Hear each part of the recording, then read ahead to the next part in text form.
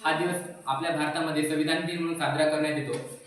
26 November 1949 रोजी आपल्या भारतामध्ये संविधान लागू झाला। त्यामध्ये काही अनेक अधिकार देण्यात आले, त्यापैकी मी न्याय या अधिकाराविषयी बोलणार आहे।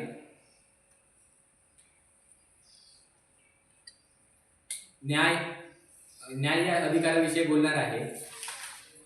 भारत हा देश आपल्या संविधानावर उभा आहे आणि न्याय ही त्याची आधारभूत संकल्पना आहे। संविधानातील कलम 14, 19, 21 हे प्रत्येक नागरिकाला न्याय, बंधुता, समानता, स्वातंत्र्य याचे हे अधिकार प्रदान करते। न्याय म्हणजे केवळ न्यायालयीन निर्णय नव्हे, ते प्रत्येक व्यक्तीच्या हक्कांचे संरक्षण करणे, त्याला योग्य तो सन्मान मिळवून देणे। संविधाने, न्यायालय व प्रशासन यांचे मुख्य हेतू म्हणजे न्याय प्रस्थापित करणे। आपल्या भारतातील संविधानामध्ये